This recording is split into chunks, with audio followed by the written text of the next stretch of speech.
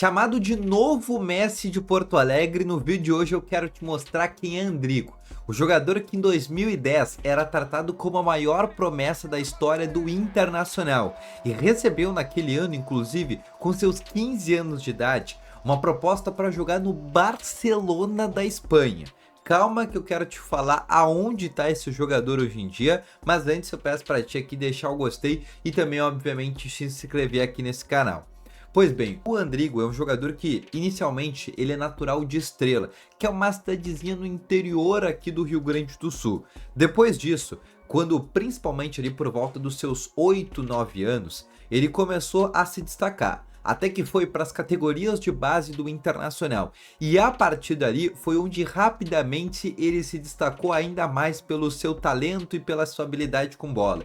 Um meio atacante e trazido inclusive como um camisa 10 clássico. Com seu cabelo igual ao Messi, ele inclusive rapidamente começou a ser chamado dentro da base do Inter como o Mini Messi. Ou seria a gente estar falando de um novo Lionel Messi? E para deixar essa história ainda mais legal, o Barcelona da Espanha, que naquela época tinha o Messi jogando no auge, fez uma proposta naquele momento para o atual presidente do Inter, Fernando Carvalho, para contratá-lo.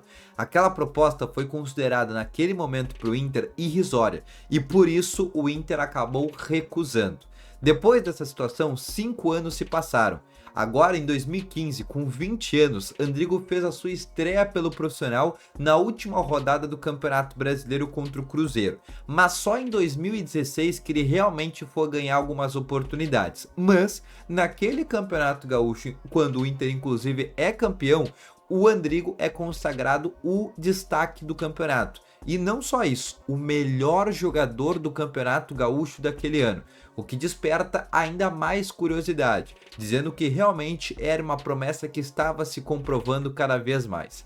Porém, todo mundo lembra o que aconteceu em 2016. O Inter foi naquele momento rebaixado pela primeira vez na sua história para a segunda divisão e muitos jogadores da base acabaram não sendo aproveitados. Um deles, o próprio Andrigo. Depois, na segunda divisão, foi um jogador que não recebeu tantas oportunidades e a partir daí começou a ser emprestado diversas vezes. O primeiro empréstimo aconteceu em 2018 para o Ceará, depois para o Sport, depois para o Vitória, depois até mesmo para o Figueirense. E em 2020, mais precisamente no dia 16 de março, o seu contrato com o Inter foi encerrado. E a partir daí ele alçou um novo rumo na carreira. Foi jogar no CSA em definitivo.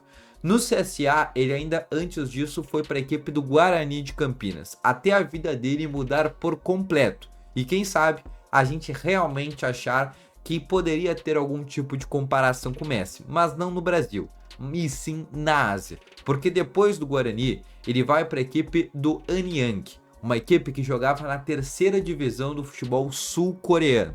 E é a partir daí que a vida do Andrigo muda completamente. Porque chegando na equipe no Anyang, ele fica uma temporada. Mas essa uma temporada que ele fica, ele é considerado o melhor jogador da história do clube. Ou melhor, estaria entre os 10 mais jogaram bem na história do clube sul-coreano. E a partir dessa situação, jogando numa terceira, subindo para uma segunda divisão, ele começa a inclusive ter interesse de outros clubes da Ásia, até que ele muda de país e vai jogar na China, no Hongsheng.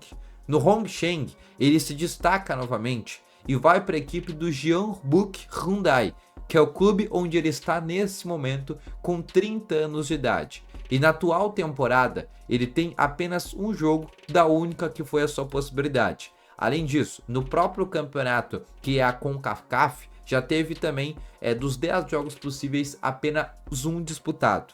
Obviamente, o Andrigo acabou não sendo aquele jogador que todo mundo esperava no Internacional, que inclusive pudesse ser um jogador geracional, não só para o Inter, mas também para o futebol brasileiro.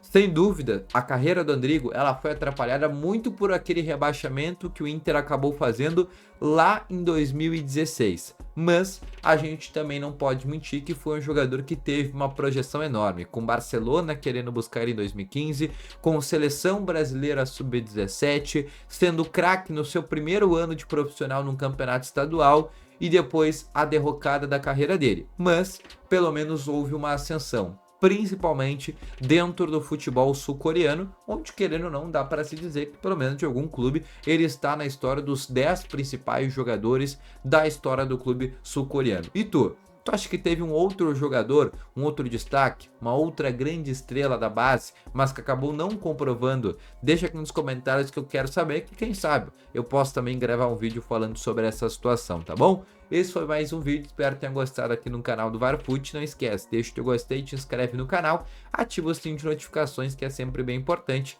e a gente volta logo mais. Grande abraço, valeu!